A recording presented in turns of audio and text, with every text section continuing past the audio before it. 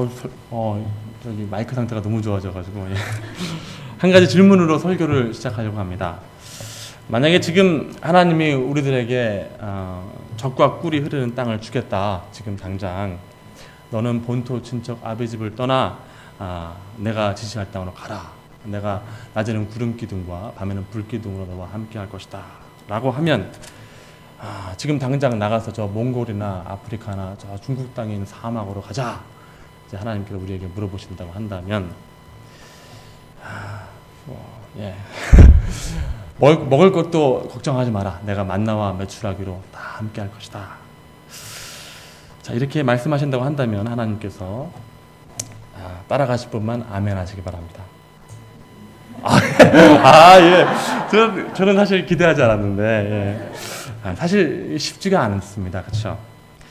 우리 성도님들 따라가시기에는 사실 나이가 좀 많으시고 다리도 좀 아프시고 또 요즘 집도 안 팔리는데 집도 팔아야 되고 나름대로 이 필라에서 수십 년 동안 이제 살면서 정착하시고 살 만큼 살아왔는데 하나님이 다시 한번 고생하자고 하시자고 한다면 이게 사실 쉽지가 않죠. 이태껏 고생하며 살다가 또 고생하자고 하신다면 이게 무슨 지금 이 나이에 무슨 젖과 꿀이 흐르는 땅입니까? 저는 여기가 좋사오니 초막 셋을 짓고 하나는 저를 위해서, 하나는 저희 자식들을 위해서, 하나는 주님을 위해서 교회를 짓고 여기서 살고 싶습니다 라고 대답할 수 있을 것 같습니다.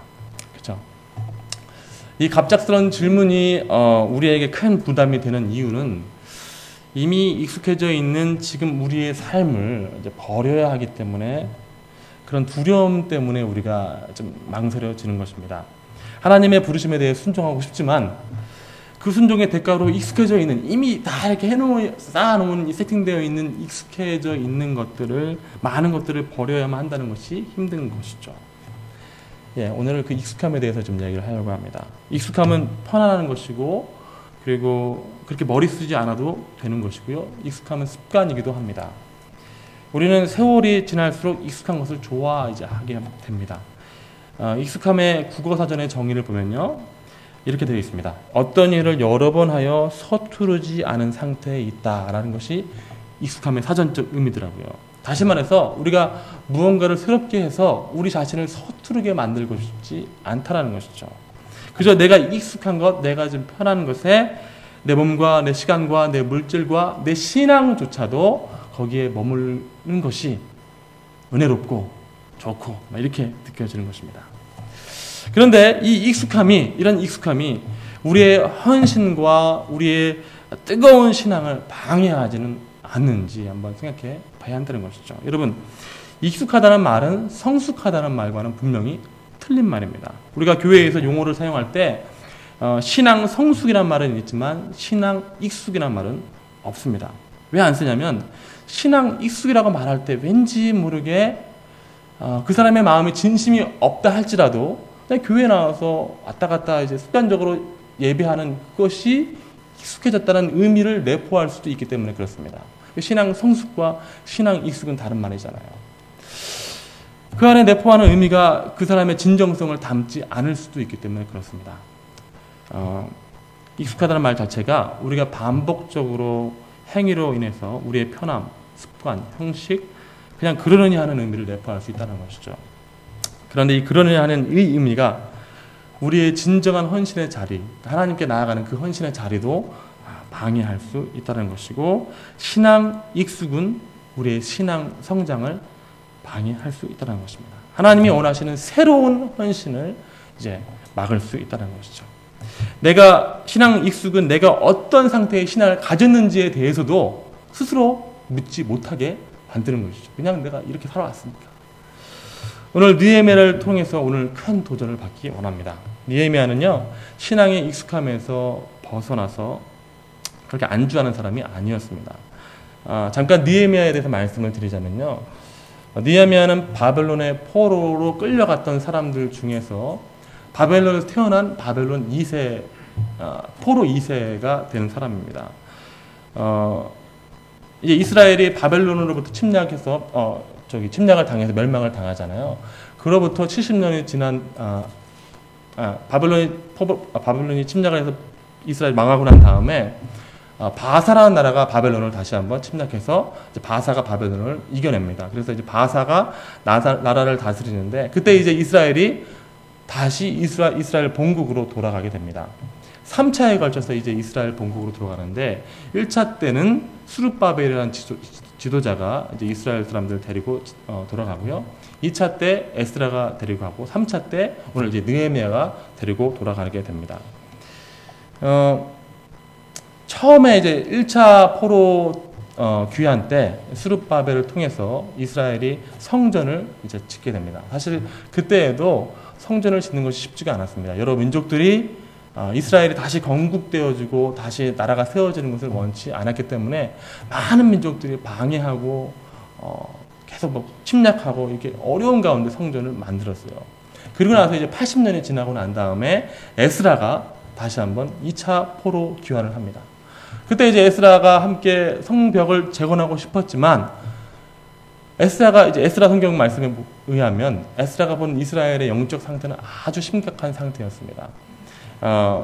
이 성벽이 없기 때문에 주변에 있는 민족들로부터 끊임없이 고통당하고 있었고 성벽이 없었기 때문에인지 모르겠지만 성벽이 그 이스라엘과 외부 민족 간의 그런 절단이 없었기 때문에 단절된 모습이 없었기 때문에 이방 사람들과 혼인하고 그리고 이방 사람들이 신앙을 따라가고 우상 숭배하는 그런 모습들이 에스라가 발견한 신앙이었습니다.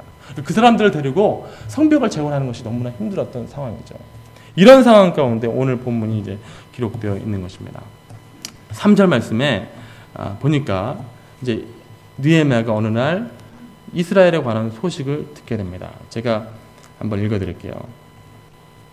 저희가 내게 이르되 사로잡힘을 면하고 남은 자가 그 도에서 큰 환난을 만나고 능욕을 받으며 예루살렘 성은 회파되고 성문들은 소화되었다 하는지라 라고 기록되어 있습니다. 이런 이스라엘의 형편은요, 사실은 이게 뭐 그러니까 갑자기 생겨난 일이 아닙니다. 그러니까 이스라엘이 포로로 끌려갔다가 다시 돌아온 이후부터 끊임없이 항상 외부 민족으로부터 침략을 당했고요. 항상 괴롭힘을 당하고 있는 때였습니다. 그런데 성경은요. 오늘 이 성경은 느헤미야가 그런 소식을 자주 들었을 것 같아요. 그런데 그 소식의 익숙함을 벗어나는 시점에서부터 느헤미야를 조명하게 됩니다. 4절 말씀에 의하면 그 소식을 듣고 나서 4절 말씀에 의하면 처음에 이렇게 시작하죠. 내가 이 말을 듣고 앉아서 수일 동안 슬퍼하며 하늘의 하나님 앞에 금식하며 기도하여 라고 기록되어 있습니다. 4절 표현에 의하면 내가 이 말을 듣고서, 사실은 이 얘기는 에스라 시대 때부터 계속 있었던 이야기입니다. 사람들이 힘들어하고 성벽이 없기 때문에 사람들이 고통당하고 있고 제대로 이스라엘의 그 신앙이 재건되는 것이 힘들다라는 내용들은 이미 다 알고 있는 내용이었지만 느헤미야가 보낸 사람들 중에 하나니라는 그 동생의 얘기를 듣고 난 이후에 그 얘기가 그날따라 그냥 익숙하게 버려진 얘기가 아니라 새롭게 다가오는 내용이 되었다는 것이죠. 그리고 성경은 바로 그 느헤미야가 익숙하게 벗어났던 그 내용에서부터 이 느헤미야를 조명하게 되는 것입니다. 그리고 나서 느헤미야가 어떻게 합니까? 내가 이 말을 듣고서 느헤미야가 예루살렘 소식을 듣고 울고 수일 동안 슬퍼하고 하나님께 금식하고 기도했더라라고 내용이 나옵니다. 느헤미야는 그 소식을 사실 듣고서 그냥 흘려보내지 않습니다. 그런 것은 당연하지. 이 포로 시기에 뭐 다 어렵게 사는 거지 마찬가지지. 그리고 무슨 뭐 이렇게 성전 지었으면 됐지 무슨 성벽까지 짓나 뭐 이렇게 생각할 수 있어요. 왜냐하면 이 당시에 느헤미야의 지위를 보면 아주 높은 지위에 있는 사람이었습니다. 당시에 느헤미야가 어떤 지위였냐면 왕의 술 맡은 관원이었습니다. 지금으로 말하면 대통령 비서실장 정도 되는 아주 나라에서 두 번째 2인자라고 말할 수 있는 그런 인물이었습니다. 그러니까 느헤미야 입장에서 봤을 때는 그렇게까지 뭐 신경 쓰지 않아도 될 만큼 이제 자기는 높은 위치에 있었고 그냥 받아들이면 되는 내용이었습니다. 그렇게 크게, 왜냐하면 이미 알고 있는 내용이었기 때문에. 그러나 그날은 이 말을 듣고서 하늘의 하나님 앞에 금식을 선포하고 기도하고 울며 부르짖기 시작한 것이죠. 그리고 오늘 말씀이 그 울며 부르짖는 기도의 내용이 담겨져 있는 것입니다. 5절과 11절 사이에 그런 내용들이 담겨져 있는데요. 그가 평범한 이야기를 듣고 하나님께 아주 절실하게 기도합니다. 5절 끝에 보면 하나님 언약을 지키시며 긍휼을 베푸시는 주여 간구합니다. 6절 말씀 중간에 보면 종의 기도를 들어 주시옵소서. 그리고 7절 8절 말씀에 보면 이미 이전 사람들이 저지른 그 이스라엘의 범죄에 대해서 느헤미야가 대신 회개 기도를 합니다. 하나님, 제가 회개 기도합니다. 저와 내 아버지 집이 지은 죄를 제가 회개합니다. 라고 하나님 앞에 기도하는 것을 보게 됩니다. 전심으로 그가 하나님 앞에 나아가는 것이죠. 여기서 믿음의 모험이 발생하게 됩니다. 그리고 11절 말씀을 한번 우리가 다 함께 한번 읽어보겠습니다. 11절 말씀 다 함께 읽어봅니다. 시작. 주여 구하오니 귀를 기울이사 종의 기도와 주의 이름을 경외하기를 기뻐하는 종들의 기도를 들으시고 오늘날 종으로 형통하여 이 사람 앞에서 은혜를 입게 하옵소서 하였나니 그때 내가 왕의 술 간원이 되었. 아멘. 맨 마지막 기도에 이런 내용이 있잖아요. 그때 오늘날 종으로 형통하여 이 사람 앞에서 은혜를 입게 하옵소서 하였더니 그 다음에 뭐라고 나옵니까? 내가 그때 왕의 술 맡은 관원이었더라. 이게 무슨 내용입니까? 자기가 하나님 앞에 기도하는 것이죠. 내가 뭔가를 좀 행하겠다는 것이잖아요. 그죠? 내가 하나님 앞에 이 사람들 앞에서 그 이방 사람들 앞에서 은혜를 입게 하옵소서. 영어 성경에 보면 왕 앞에라고 정확히 표현이 나옵니다. 왕 앞에서 내가 얘기를 했을 때 은혜를 입게 하옵소서. 그때 내가 술 맡은 관원이었더라. 그러니까 이 말은 뭐냐면 자기가 자기의 직위를 사용해서 얘기를 하겠다는 거잖아요. 그죠? 어떤 얘기? 자기의 지금 이스라엘 백성들이 힘들어하는 얘기를 하겠다는 거잖아요. 그리고 2장에 보면 이제 그런 내용들이 이제 시작되게 됩니다. 사건을 일으키는 이제 느헤미야를 보게 되는 것이죠. 믿음의 사건들을 일으키는 느헤미야를 보게 됩니다. 실제로 이제 느헤미야는 왕과 우연치 않은 대화에서 그의 사건을 이제 시작하는데요. 왕을 모시고 있는 중에 느헤미야가 수심이 가득한 얼굴로 이렇게 왕을 대접하게 됩니다. 왕이 물어보죠. 무슨 일이냐? 그때 느헤미야가 대답합니다. 예루살렘이 황폐하고 무너져서 마음이 아픕니다. 4절을 읽어보면 그때 왕이 2장 4절을 읽어보면 그러면 내가 무엇을 원하느냐라고 물어봅니다. 그때 4절을 제가 읽어드리면 2장 4절에 보면 왕이 내게 이르시되 그러면 내가 무엇을 원하느냐 하시기로 그때 내가 곧 하늘의 하나님께 묵도하고 그 다음에 말씀에 의하면 자기 하고 싶은 얘기를 쫙 하는 것이죠. 그러니까 이 의도는 다분히 마음속에 이미 기도하면서 품고 있었고 의도를 가지고 있었다는 것이죠. 하늘의 하나님께 내가 왔구나. 하늘의 하나님께 묵도하고 지금 주님 제가 지금 말하겠습니다. 딱 묵도하고 믿음의 사건을 일으키는 것이죠. 그리고 말합니다. 왕이시여 저를 보내셔서 이스라엘에게 힘들어하고 이스라엘 형편이 이런 가운데 있는데 제가 하나님의 성전을 하나님의 그 이스라엘의 성벽을 좀 만들고 싶습니다. 라고 이야기를 하고 합니다. 그때 왕이 이제 보내게 되는 것입니다. 사실은요, 이게 포로잖아요. 느헤미야는. 포로의 직위에서, 포로의 신분에서 그 정도 왕의 비서실장 정도 올라갔으면 만족하며 살만합니다. 그렇죠? 충분히 그 자리에 그냥 익숙하게 안주하며 살만하죠. 그리고 사실은 그런 다른 바벨론이나 이런 바사 나라 자체가 이스라엘을 멸망시킨 거잖아요. 어떻게 보면 적의 나라인데 적의 나라 왕한테 가서 지금 자기네 나라의 성전을 성을 다시 짓겠다고 이야기를 하는 것입니다. 제가 가서 당신들이 파기한 예루살렘 성을 건축하고 싶습니다. 라고 이야기를 하는 거예요. 이게 사실은 힘든 이야기죠. 이미 익숙하게 편한 삶을 사는 사람이 이렇게 이야기하는 것이 쉽지가 않다는 것이죠. 그런데 느헤미야는 이제 이 일을 해냈다는 것입니다. 그리고 그 후에 기록되어 있는 느헤미야의 고백을 보면 이 믿음의 사건이 느헤미야와 하나님과의 관계를 살아있게 만드는 그런 사건이 됨을 우리가 볼 수 있습니다. 즉 신앙의 익숙함으로 하나님을 만나는 것이 아니라 이제는 그 이후부터 이 고백 이후로부터 느헤미야의 그 하나님과의 관계 속에서 만나는 하나님은 살아 계시는 하나님 그리고 나와 정말 숨쉬고 관계하시는 그렇게 사귀는 그런 하나님인 것을 계속해서 고백하는 것을 보게 됩니다. 2장 12절 말씀에 보면 이렇게 기록되어 있습니다. 내 하나님이 내 마음을 감화하사 예루살렘을 위하여 행하게 하시는 일을 내가 아무 사람에게도 말하지 아니하고, 하나님이 내게 하신 일. 2장 18절에 보면 하나님의 선한 손이 나를 도우신 일이 있다라고 고백하기도 하고요. 5장 19절 말씀에 보면 내 하나님이여 내가 이 백성을 위하여 행한 모든 일을 기억하사 내게 은혜를 베푸소서라고 하면서 하나님과 정말 관계하는 그런 모습을 느헤미야의 고백 속에서, 기도 속에서 계속해서 찾아볼 수 있게 되는 것입니다. 사랑하는 성도 여러분, 느헤미야라고 평안하고 익숙하게 살고 싶지 않았겠습니까?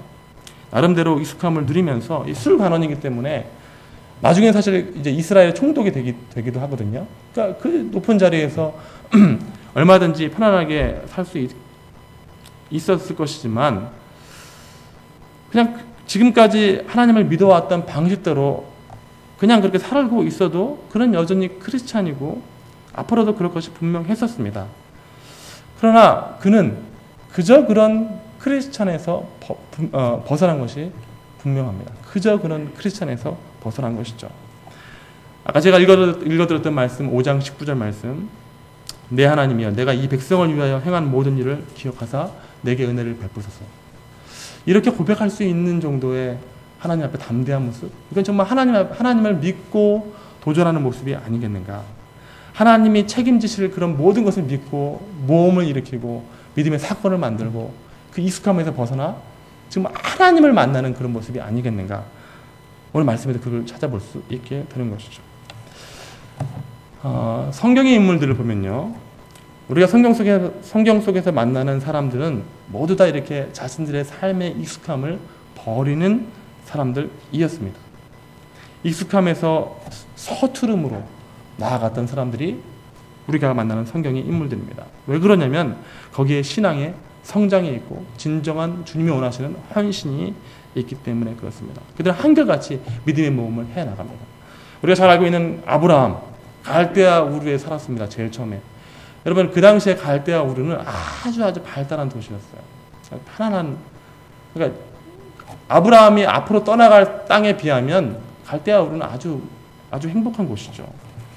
그럼에도 불구하고 어느 날 갑자기 하나님의 명령을 본토 친척 아비집을 떠나서 그 분주하고 불편하고 서투른 곳으로 이제 아브라함이 나아간 것입니다. 그리고 하나님의 뜻대로 그는 이스라엘의 처음 시작이 되었고요. 하나님 앞에 영광을 돌리게 된 것입니다. 만약 그 아브라함이 갈대아 우르라는 익숙함에서 머물러 있었다면 위대한 열국의 아비는 태어나지 않았게 된 것이죠. 모세가 이집트의 왕자였잖아요. 그렇죠? 왕자로서 편안하고 익숙하며 안주하며 살면 좋았을 텐데 그가 익숙함, 안주함, 편안함에 머물러 있었다면 모세가 하나님의 친구, 정말 하나님과 사귀는 자가 되지는 못했을 것입니다. 모세가 80세 사명을 받고 120세에 하나님 앞에 부르심을 받을 때까지 그의 신앙은 항상 익숙한 것에 안주하는 신앙이 아니라 도전하는 신앙, 모험하는 신앙이었죠. 매일같이 사건을 만드는 신앙이었고, 그리고 하나님은 그 서투른 모세를 동행하시면서 안내해 주셨다는 것입니다. 우리가 잘 알고 있는 사도 바울은 어떻습니까? 그의 삶은 매일이 사실 신앙의 모험이었잖아요. 그렇죠? 매일같이 매맞고 고통당하고, 그렇기 때문에 사실 우리가 지금 이런 성경이 우리에게 있는 것이 아닌가 싶습니다. 또 우리가 잘 알고 있는 12 사도들, 그들의 삶조차도 주님에게 배웠던 그 12 사도조차도 날마다 모험하는 신앙, 순교하는 신앙으로 나아가는 것을 볼 수 있습니다. 반대로 성경의 인물들이 언제 무너집니까? 언제 신앙이 정체되고 멈췄습니까? 그들이 안주할 때, 그들이 익숙함을 추구할 때, 그들이 하나님 앞에서 아무 사건을 일으키지 않을 때에 그들의 신앙이 멈췄고 그들의 신앙이 무너졌었습니다. 다윗이 언제 무너졌냐면 우리가 그렇게 존경하는 다윗도 익숙함에 있었을 때 무너졌었습니다. 다윗이 한참 전쟁에 승리하고 잘 나갔을 때, 매일같이 승리를 외쳤을 때 딱 한 번 아니겠지만, 제일 처음 그냥 자기가 안 나갔어요. 제일 전쟁하는 곳에. 그리고 그 궁전에 그냥 머물러 있었던 것이죠. 그렇게 편안하게 익숙하게 있었을 때에 다윗이 밧세바와 간음하였고 다윗의 신앙이 무너져가는 것을 우리가 볼 수 있습니다. 또 다윗이 또 언제 무너졌습니까? 말년에 평안할 때, 안주할 때, 매일같이 반복되는 삶이 있었을 때 그냥 인구조사를 마지막에 했었거든요. 인구조사를 해가지고 하나님 앞에 그렇게 또 혼이 나고 그런 상황을 볼 수 있습니다. 솔로몬이 언제 무너집니까? 그 나라가 왕성하고 창대해지고 평안하고 익숙해졌을 때, 말씀에 의하면 열왕기상 11장 4절 말씀에 의하면 이렇게 기록되어 있습니다. 솔로몬이 나이가 많을 때에 그의 여인들이 그의 마음을 돌려. 그렇죠. 나이가 많고 이제 이렇게 익숙하게 있을 때에 그때 솔로몬의 신앙도 무너졌다는 것입니다. 편안함을 추구할 때 어떤 사건도 일으키기가 귀찮고 익숙해져 머물러 있을 때 신앙의 인물들도 무너졌다는 것입니다. 그리고 그렇게 위대한 인물들에게서 더 이상의 헌신의 모습을 다윗에게서도 솔로몬에게서도 찾아볼 수 없게 되는 것이죠. 정말로 우리가 하나님을 믿는 생활하는 것이 맞다면 지루한 신앙생활을 우리가 하지 말아야 할 것입니다. 사단은, 마귀는 우리가 지루하게 신앙생활하는 것을 가장 바라고 있습니다. 편안하고 평범하고 익숙한 신앙생활을 하는 것을 마귀가 가장 원해요. 왜냐하면 거기에 더 이상 성장이 없고 하나님을 위한 진정한 헌신이 없기 때문에 그렇습니다. 마귀는요, 우리가 특공대 같은 인물이 되는 것을 원치 않습니다. 그냥 총 받고 앞에 그냥 서서 보초로 서 있는 그런 인물로 있기를 원합니다.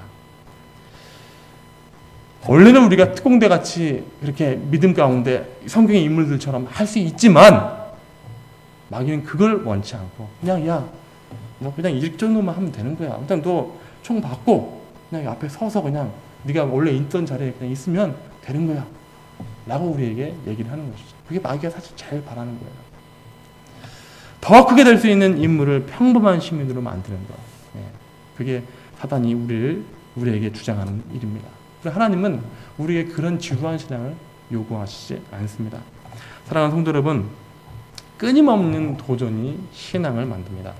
신앙은 그냥 생기는 것이 아니라 계속되는 말씀에 대한 도전의 사건 속에서 발생하고 성장하고 또 성장하는 것입니다. 계속되는 익숙함을 깨고 말씀에 순종하여서 사건을 만들 때 거기서부터 헌신이 나오게 되고 거기서 믿음의 놀라운 체험이 시작되게 되는 것이죠. 반면에 익숙함을 벗어나는 도전이 없다면 아무 일도 일어나지 않게 되는 것입니다. 익숙함만 있는 것이지 하나님의 관계에서는 익숙함은 있어요. 근데 하나님과의 관계에서는 점프를 하지 못한다는 것이죠. 제가 저희 첫사랑 이야기를 해드리도록 하겠습니다. 오늘 왜 저희 집사람이 저기 앉아있는지 모르겠습니다. 애기를 봐야 되는데. 저는 고등학교 2학년 때 첫사랑을 했었습니다. 지금도 생각하면 왜 제가 첫사랑에 빠졌냐면 수련회를 갔었는데 그 여학생이 이제 수련회는 그 당시에 수련회 여름 수련회였는데 이제 바닷가에 놀다가 이제 그렇게 들어왔었을 때인데 이제 바닷가에 들어왔었으니까 이제 샤워를 해야 될 거잖아요. 근데 사람이 많으니까 그 여학생이 머리를 감겠다고 이제 수도가에 있는 데서 머리를 감는 거죠. 그래서 이렇게 지켜보고 있다가 그 머리를 감으면서 뒤로 싹 하는데 그렇게 이뻐 보이고 그렇더라고요. 그래서 저의 첫사랑이 시작됩니다. 근데 그게 다입니다. 그게 뭐가 이렇게 시작합니까, 목사님? 왜냐하면 제가 이제 그 여학생에게 1년간 사실 좋아했었어요.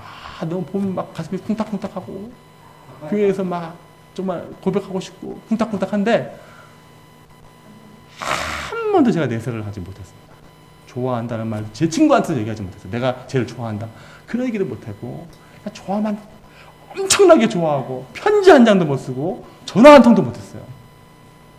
왜 그런지 지금 생각해보면 참 이해가 안 가는데. 네. 그래서 끝입니다. 1년 후에 그 여학생이 다른 교회로 이제 교회를 옮겨갔어요. 그리고 나서 이제 끝인 거죠. 저의 첫사랑 얘기는 그게 다입니다. 머리 감은 거 한번 보고 그리고 한번 사랑에 잠깐 빠졌다가 예, 뭐 서로 깊어지는 관계가 없었어요. 근데 저희 집사람은 달랐죠. 제가 당당하게 고백을 했었습니다. 어떻게 고백했냐면 저기 나랑 같이 도서관 가서 공부할래?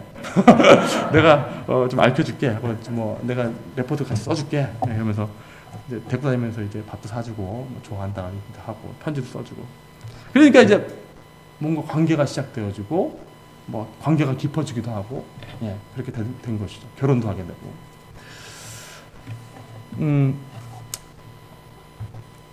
여러분의 삶 속에서 믿음의 사건을 만들지 않으면요, 하나님의 관계에서도 점프가 없다는 거죠. 그냥 있는 거예요. 그냥. 그리고 그냥 난 믿었더라. 하나님을 처음에 믿었더라. 죽었더라. 네, 이렇게 되는 것입니다.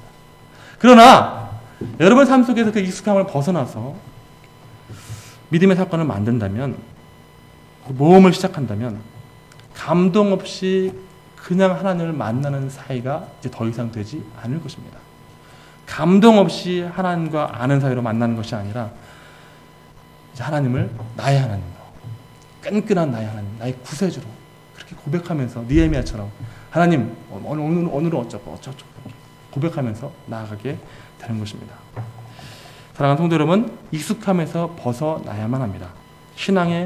여러분들 가지고 있는 그 신앙의 패턴을 조금이나마 벗어나시기 바랍니다. 이제부터 믿음의 사건을 만들어 보시기 바랍니다. 1부를 헌금하셨다고 한다면 이제부터는 한번 그냥 2불 정도 헌금해 보시기 바랍니다. 예배 시간에 딱 맞춰 오셨다고 한다면 한 10분 정도 일주 안 보는 거죠. 그런 게 사건이에요. 사실 믿음의 사건이 크게 큰 것이 아닙니다. 맨 뒤에 앉으셨다면 요즘 우리가 하잖아요. 맨 앞에 이제 앉아보는 거죠. 그냥 여기는 공기가 어떤가 하면서 앉아보는 것이죠. 단위에서 말씀을 선포하는 사람들을 위해서 기도하지 않았다면 예배 전에 한번 간절히 기도해서 오늘만큼은 목사님이 제발 은혜롭게 해주십시오. 그러면 그날 틀린 거죠. 네. 그렇게 한번 기도해 보시라는 것이죠. 한 번도 예수님의 십자가를 다른 사람에게 전하지 않았다면 한번 전해보는 것입니다. 다 그게 그거지 라고 생각한다면 정말 다 그게 그겁니다. 신앙생활 별거 없어요. 다 그게 그거잖아요. 찬송가만 좋아하셨다고 한다면 복음성가도 좋아해 보시는 거고요. 하루의 말씀을 딱 한 장만 읽었다고 한다면 내일은 한 장하고 한 절을 더 읽는 거죠. 아니면 2장을 읽다거나. 직장에서 술자를 피하지 못하셨다고 한다면 한번 피해보는 거죠. 그냥 오늘 한번 피해볼까? 다른 사람들이 다 이상하게 생각하지 않을까? 그냥 한번 피해보는 겁니다. 예. 교회 와서 한 번도 웃지 않으셨다면 오늘 한번 내가 문을 열고 들어갈 때부터 한번 웃어볼까? 예. 인사할 때 악수만 했다고 한다면 오늘 한번 껴안아 볼까? 성도님. 예. 익숙한 여러분의 신앙의 밭에서 바꾸어야 할 그것을 찾아서 믿음의 사건을 만들어 보십시오. 제가 처음 질문으로 돌아가서 이제 물어봅니다. 하나님은요, 사실 지금 우리에게 갑자기 광야로 가라고 말씀하시지 않습니다. 왜냐하면 그런 광야가 요즘 없어요. 그죠? 다 개발됐고. 예.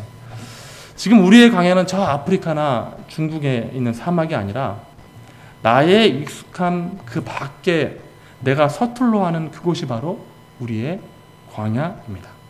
내가 신앙적으로 서툴러 하는 그것이 바로 저와 여러분의 광야가 되는 것입니다. 그것으로 하나님을 의지하여서 믿음의 사건을 만들어 나가시는 믿음의 종들이 되시길 바랍니다. 이 하나님께서 우리에게 지금 바울 선교회와 루디아 선교회에게 지금 이 나이 때 우리에게 바라시는 하나님의 헌신인 줄 믿습니다. 여러분들 지금 그 익숙함에서 벗어나 새로운 삶을 나가실 줄 아는 믿음의 용사들이 되시기를 주의 이름으로 축원드립니다.